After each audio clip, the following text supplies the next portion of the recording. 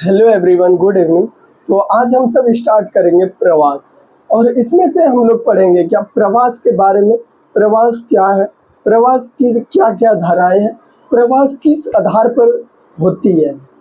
तो सबसे पहले हम लोग प्रवास पढ़ेंगे और कक्षा 12 अध्याय 2 स्टार्ट हो रहा है आज, और अध्याय 1 समाप्त हो चुका है। अध्याय 2 आज से स्टार्ट कर रहे हैं, जो कि यह बीच अध्याय 2 क्लास में ही समाप्त हो जाएगा। तो स्टार्ट करते हैं क्लास को बिना टाइम की खपत करते हुए। तो आपका अध्याय क्या है, प्रवास। तो पहला डेफिनेशन क्या है आपका, पहला है क्या आपका प्रवास क्या है। प्रवास, प्रवास व्हाट इज माइग्रेशन, यानी प्रवास क्या है। प्रवास जब जब जब कोई व्यक्ति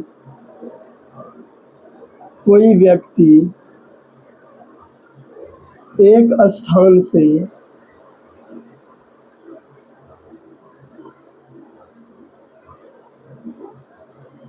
दूसरे स्थान पर जाते हैं। जब कोई भी व्यक्ति एक स्थान से दूसरे स्थान पर जाते हैं तो उसे क्या कहते हैं, प्रवास कहते हैं। प्रवास कहते हैं, तब उसे क्या कहते हैं, प्रवास कहते हैं। प्रवास क्या है, जब कोई व्यक्ति एक स्थान से दूसरे स्थान पर जाते हैं तो उसे क्या कहते हैं, प्रवास कहते हैं। प्रवास कहते हैं। प्रवास क्या है, जब कोई भी व्यक्ति अपने क्षेत्र को छोड़ करके, अपने जो ये क्षेत्र में रह रहे और ये क्षेत्र को छोड़ करके, और ये दोनों क्षेत्र ये क्षेत्र में कोई व्यक्ति रह रहा है, तो ये क्षेत्र को छोड़कर जब कोई व्यक्ति इस क्षेत्र में आते हैं तो इसे क्या कहते हैं, प्रवास कहते हैं। प्रवास क्या है मेरे भाई, देखिए अगर आपको कोरोना हो गया तो उस क्षेत्र में आप रहना पसंद नहीं करेंगे, क्योंकि वो सभी व्यक्ति कोविड-19 के ही शिकार है। इसीलिए ये कोविड-19 का है, ये अच्छी समाज है। जब आप यहाँ पर जाएंगे, आप भी, हालांकि इस क्षेत्र में आप भी कोरोना कर ही देंगे। और बात करें तो आपका कोविड-19 का बात खत्म करते। तो प्रवास क्या है आपका, माइग्रेशन क्या है, जब कोई भी व्यक्ति एक स्थान से दूसरे स्थान पर जाते हैं। क्यों, रोजगार के लिए जा सकते हैं, शैक्षणिक सुविधा के लिए जा सकते हैं। मेरा गांव में पढ़ाई लिखाई अच्छा नहीं है, चलो भाई दूसरा गांव चलते हैं। अरे छोड़ो नहीं, चलो दूसरा गांव, फिर और उससे आगे चल जाते हैं। इसी को प्रवास कहते हैं। प्रवास क्या है, जब कोई भी व्यक्ति एक स्थान से दूसरे स्थान पर जाते हैं तो उसे क्या कहते हैं, प्रवास कहते हैं। प्रवास किस धाराएं में हो सकती है, एक होता है प्रवास का आना जाना, आने की प्रक्रिया, जाने की प्रक्रिया। आने की प्रक्रिया को क्या कहा जाता है मेरे भाई, और जाने की प्रक्रिया को क्या कहा जाता है, उसी के बारे में पहले चर्चा करते हैं। सबसे पहले क्या है, प्रवास तो पढ़ लिए क्या, एक स्थान से कोई भी व्यक्ति दूसरे स्थान पर जाते हैं तो उसे प्रवास कहते हैं। एक होता है गंतव्य स्थान और उद्गम स्थान, उसके बारे में पढ़ते हैं। गंतव्य स्थान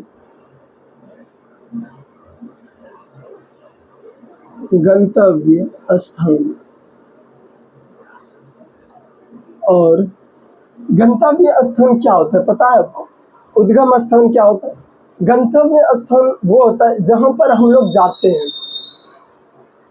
उद्गम स्थान क्या होता है, जहां से निकलते हैं। मान लीजिए आपका गांव है ये, मेरा गांव है ये, हम अपने गांव से निकल रहे हैं, निकलने की प्रक्रिया, निकल के इस गांव में आने की प्रक्रिया, निकल करके अपने गांव से निकल करके किसी दूसरे गांव में आने की प्रक्रिया, यानी जाने की प्रक्रिया। हम जा रहे हैं, अपना गांव छोड़ दिए और इस गांव में शिफ्ट हो रहे हैं, अपने गांव को छोड़ करके इस गांव में जा रहे हैं, तो क्या हो जाएगा आपका गंतव्य स्थान। उद्गम स्थान क्या होता है, जहां से हम निकले, यहां से निकले तो ये क्या हो गया, उद्गम स्थान। मेरा गांव ये है, आपका गांव ये है, हम अपने गांव से निकले तो ये क्या हो गया, उद्गम स्थान। और आपका गांव में हम निवास कर रहे हैं तो ये क्या हो गया, गंतव्य स्थान। ये क्या हो गया, गंतव्य स्थान। देखिए एक सिंपल सा शब्द क्या होता है, क्या, देखिए मेरे भाई, अगर रोजगार आपके क्षेत्र में नहीं है, बेरोजगारी अधिक है, अनएम्प्लॉयमेंट है, एम्प्लॉयमेंट नहीं है, तो देखिए हम इस क्षेत्र में नहीं रहेंगे, हमको जाना है आपके क्षेत्र, क्योंकि आपका क्षेत्र में बहुत अधिक रोजगार है और हमको वहाँ रोजगार करना है। तो साफ सा शब्द है, जब हम अपना स्थान को छोड़ करके आपके स्थान पर चले जाते हैं तो इसे प्रवास कहते हैं। जब हम अपना स्थान को छोड़े तो इसको भी तो कुछ कहते होंगे, जब आपके स्थान पर गए तो इसको भी तो कुछ कहते होंगे। तो वही है, क्या क्या हम जहाँ से निकले, ये मेरा गांव है, तो हम यहाँ से निकले तो ये क्या हो गया, उद्गम स्थान, और हम आपके गांव पर गए तो ये क्या हो गया, आपका गंतव्य स्थान। यानी जाने की प्रक्रिया, अपने गांव के छोड़ने की प्रक्रिया को गंतव्य स्थान, और जिस जगह को हम लोग छोड़े उसे क्या कहते हैं, उद्गम स्थान, उसे क्या कहते हैं, उद्गम स्थान। वही बोल रहा है, गंतव्य स्थान क्या होता है, जब किसी भी नई क्षेत्र में प्रवास करते हैं,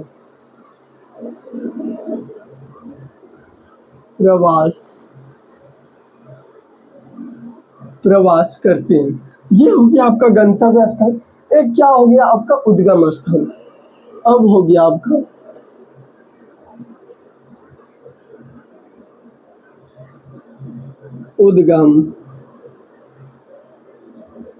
उद्गम स्थान क्या हो गया, जब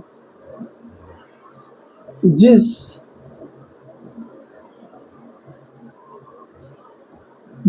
स्थान को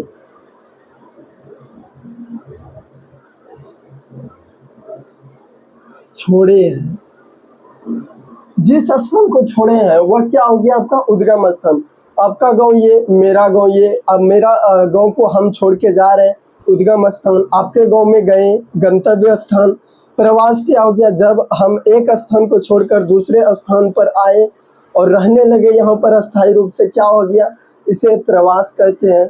प्रवास कितने कारणों से हो सकता है, प्रवास कई कारणों से हो सकता है। जैसे पुरुष का सबसे मुख्य कारण है प्रवास करने का, रोजगार। पुरुष का सबसे मुख्य कारण क्या है, रोजगार है।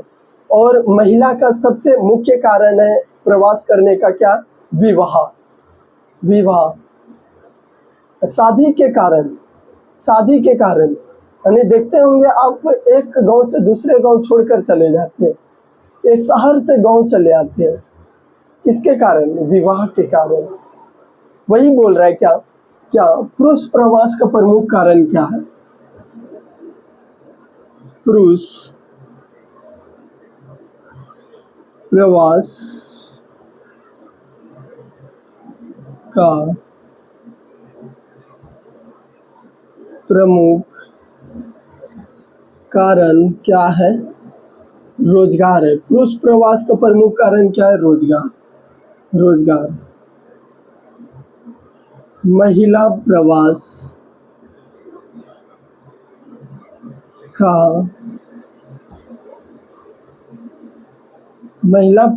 का प्रमुख कारण क्या है, आपका विवाह है। महिला प्रवास का प्रमुख कारण क्या है, विवाह है। पुरुष प्रवास का प्रमुख कारण क्या है, रोजगार है। देखिएगा मेरे भाई, हम भी अपना गांव को छोड़कर शहर आए हैं और आप भी जाते होंगे, आते होंगे, तो देखिए आप बोलिएगा क्या रोजगार है, क्यों, शैक्षणिक सुविधा भी हो सकता है, शैक्षणिक सुविधा, चिकित्सक सुविधा भी हो सकता है, अन्य सुविधा भी हो सकता है। देखिए इसमें पूछ रहा है, सुविधा तो सभी है, रोजगार भी है, शैक्षणिक सुविधा भी है, चिकित्सक सुविधा भी है। हालांकि रोजगार सबसे महत्वपूर्ण है। क्यों, क्योंकि सबसे अधिक और सबसे प्रमुख, सबसे इम्पोर्टेंट क्या है, रोजगार। और रोजगार के कारण ही सबसे अधिक प्रवास होता है। किसके कारण, रोजगार के कारण। किसके कारण, पुरुष का सबसे अधिक प्रवास होता है। यानी सबसे अधिक प्रवास अगर आपका पुरुष का अगर विवाह के कारण होता होगा तो यहाँ पर आपका रोजगार नहीं लगेगा, क्या लगेगा, विवाह लगेगा। अगर महिला का क्यों काम नहीं लगा, काम भी तो अधिक करती है महिला। हालांकि प्रवास पूछ रहा है, एक स्थान को दूसरे एक स्थान से छोड़ने के लिए मजबूर हो जाते हैं महिला, क्यों? विवाह के कारण। विवाह के कारण वो एक स्थान से छोड़कर दूसरे स्थान पर चले जाते हैं, एक स्थान को छोड़कर दूसरे स्थान पर चले जाते हैं। तो पुरुष का रोजगार हो गया, महिला का विवाह हो गया। एक स्थान को छोड़कर, ग्राम को छोड़कर, सबसे अधिक महिला का प्रवास आपका ग्रामीण क्षेत्र में ही, ग्रामीण इलाका में ही होता है, गाँवों में ही होता है। क्यों होता है? क्योंकि विवाह के कारण ही होता है। और हालांकि बात करें पुरुष का तो सबसे अधिक प्रवास आपका रोजगार के कारण होता है, क्योंकि कोई भी व्यक्ति, कोई भी पुरुष रोजगार के कारण ही सबसे अधिक प्रवास हो रहा है। और सबसे अधिक प्रवास भारत में उत्तर प्रदेश से होता है, उसके बाद बिहार। सबसे पहले उत्तर प्रदेश। प्रवास के मामले में भारत में सबसे उच्चतम राज्य आपका कौन है? उत्तर प्रदेश। उत्तर प्रदेश का अधिक व्यक्ति कहाँ जाता है? आपका महाराष्ट्र जाता है, महाराष्ट्र जाता है। वही बात करें आपका, ये था प्रवास। और यही बात करें आपका प्रवास की धाराएं क्या है? प्रवास की धाराएं क्या है? जन्म का स्थान और निवास का स्थान।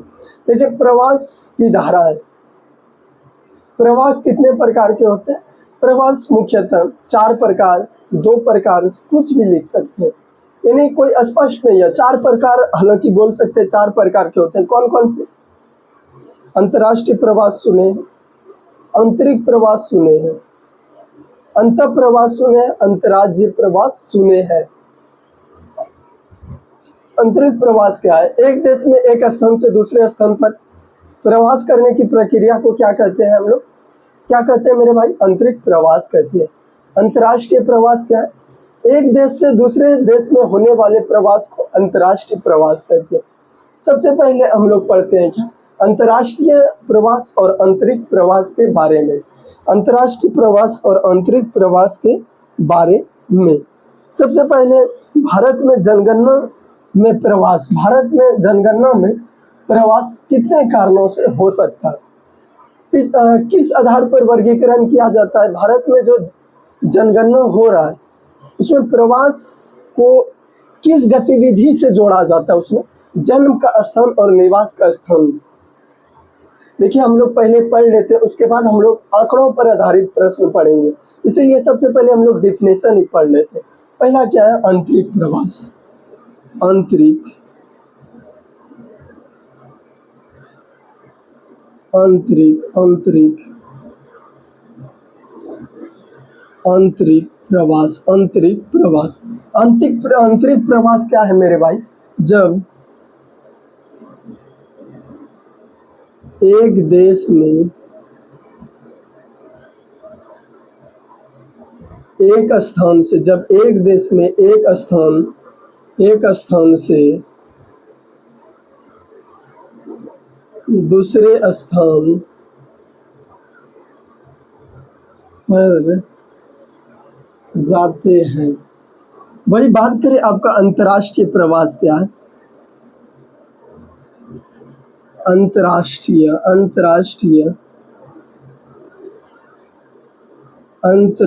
प्रवास। अंतर्राष्ट्रीय प्रवास क्या है? जब एक देश से दूसरे देश में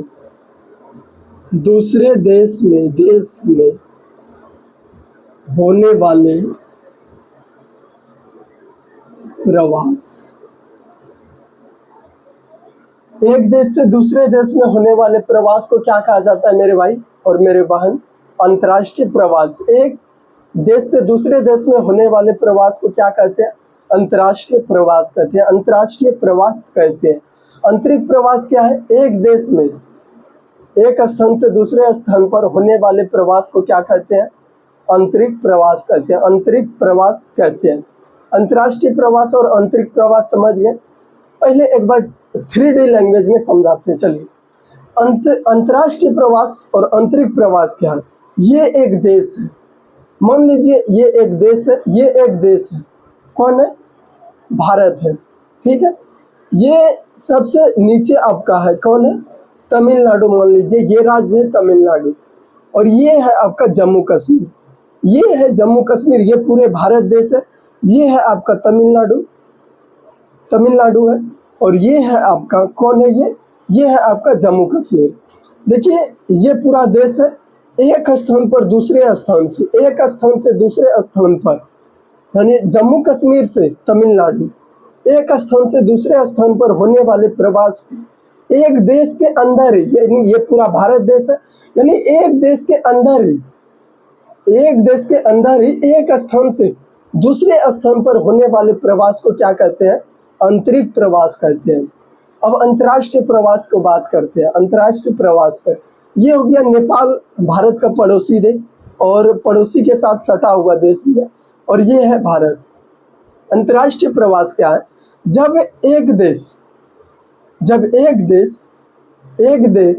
से दूसरे देश, एक देश से दूसरे देश में होने वाले प्रवास को क्या कहते हैं, अंतर्राष्ट्रीय प्रवास। ये एक देश है, ये कोई व्यक्ति है एक देश का, ये कोई व्यक्ति है नेपाल का, अगर ये नेपाल का ही यहाँ आ गया, नेपाल का ही व्यक्ति है ये यहाँ आ गया नेपाल से, तो क्या हो जाएगा, अंतर्राष्ट्रीय प्रवास। तो इसका डिफिनेशन क्या होगा, एक देश से दूसरे देश में होने वाले प्रवास को क्या कहते हैं मेरे भाई, अंतर्राष्ट्रीय प्रवास कहते हैं, अंतर्राष्ट्रीय प्रवास कहते हैं।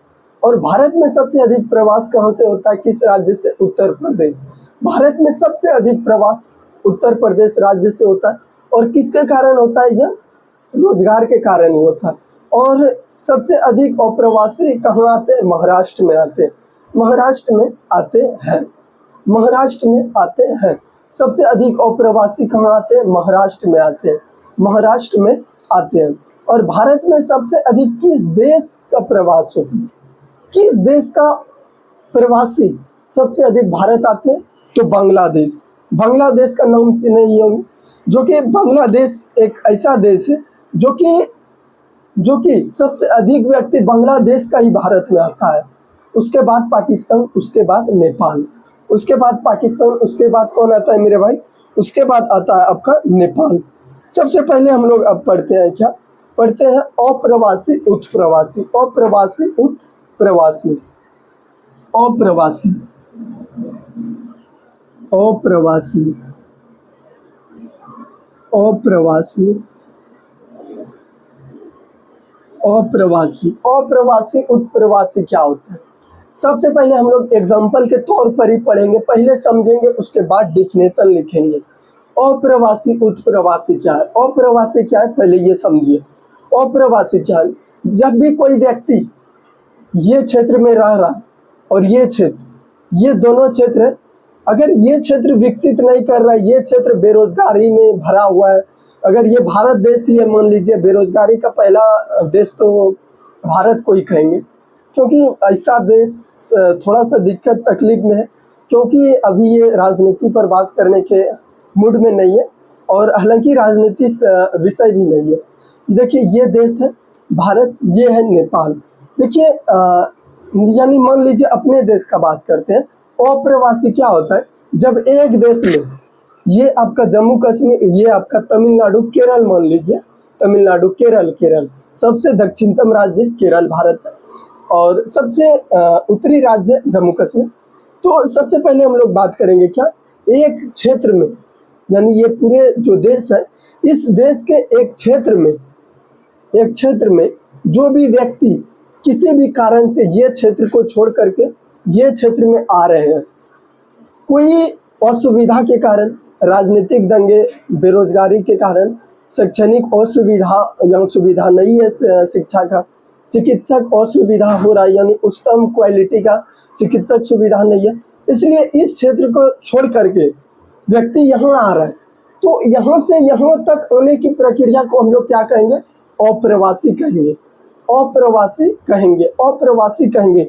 आने की प्रक्रिया अप्रवासी, आने की प्रक्रिया अप्रवासी, यहाँ से यहाँ आने की प्रक्रिया, यहाँ से यहाँ आने की प्रक्रिया को क्या कहते हैं, अप्रवासी कहते हैं। यहाँ से यहाँ आने की प्रक्रिया को क्या कहते हैं, अप्रवासी कहते हैं। और एक है आपका उत्प्रवासी, कौन, उत्प्रवासी। अगर देखिए इस क्षेत्र में सभी आते हैं, इस क्षेत्र में भी सभी आते हैं, देखिए यहाँ से यहाँ आने की प्रक्रिया उत्प्रवासी, तो अप्रवासी, यहाँ से यहाँ आने की प्रक्रिया अप्रवासी, आने की प्रक्रिया अप्रवासी। मेरे पास हम एक देश है, मेरे पास रोजगार बहुत अधिक है, मेरे पास ही सब व्यक्ति आ रहे हैं, इस धरती पर से सभी व्यक्ति मेरे पास आ रहे हैं, तो हम क्या हो गए? अप्रवासी हो गए। कौन हो गए? अप्रवासी। और जिस भी क्षेत्र को वह व्यक्ति छोड़ा, जिस भी क्षेत्र को वह व्यक्ति जिस कारण से छोड़ा होगा और छोड़ा है, उस क्षेत्र को क्या कहेंगे? उत्प्रवासी। क्या? उत्प्रवासी कहेंगे। क्या कहेंगे? उत्प्रवासी कहेंगे।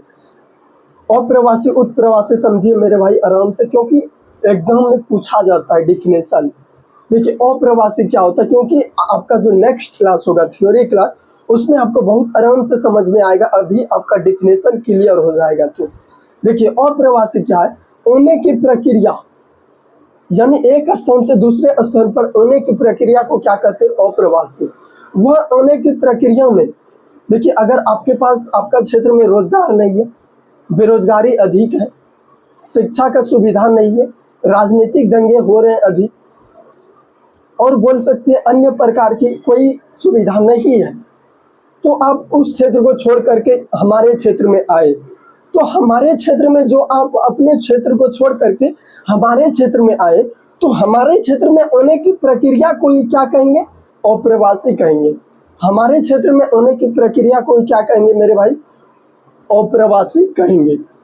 अप्रवासी कहेंगे। वही बात करें उत्प्रवासी, जिस भी कारण से आप अपने क्षेत्र को छोड़े हैं, ये क्षेत्र आपका, ये क्षेत्र मेरा, जिस भी कारण से आप इस क्षेत्र को, अपने क्षेत्र को छोड़े हैं, अपने क्षेत्र को जिस भी कारण से छोड़े हैं और मेरे क्षेत्र में जो आए हैं, तो उस क्षेत्र को जहां से आप निकले हैं, जिस क्षेत्र को आप छोड़े हैं, जिस क्षेत्र को, इस क्षेत्र को छोड़े, तो इस क्षेत्र को क्या कहेंगे? आपका उत्प्रवासी कहेंगे। उत्प्रवासी कहेंगे।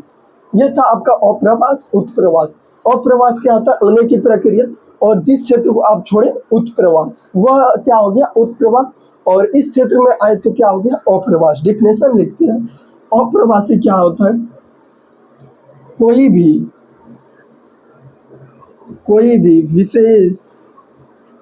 विशेष स्थान पर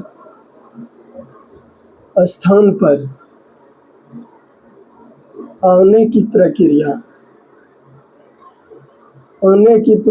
को अप्रवासी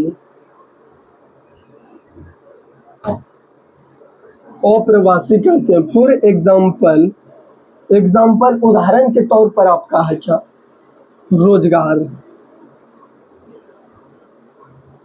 रोजगार आपका क्षेत्र में नहीं है, इसलिए आप इस क्षेत्र में आ गए जहां रोजगार है।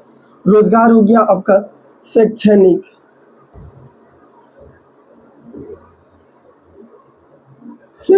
सुविधा हो गया, चिकित्सक सुविधा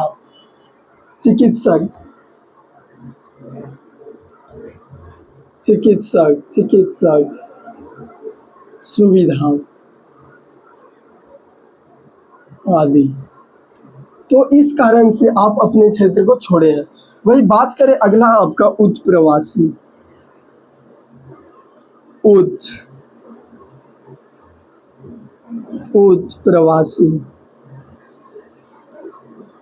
उत्प्रवासी क्या है मेरे भाई?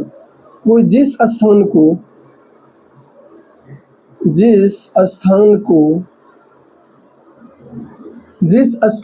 आप छोड़े हैं, जिस स्थान को देखिए, परिभाषा आप अपने भाषा में लिख सकते हैं। पहला सवाल, परिभाषा आप यथाक्रम अपने शब्दों में ही लिखें, मेरे शब्दों में भी नहीं। आप मेरे भाषा को समझ करके आप अपने शब्दों में लिखें। सबसे विशेष बात देखिए क्या होता है? उत्प्रवासी जिस स्थान को किसी व्यक्ति द्वारा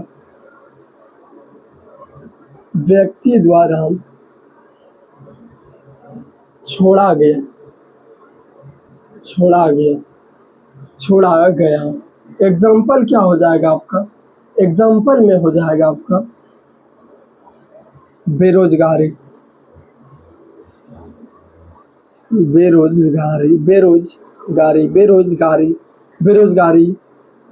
राजनीतिक दंगे,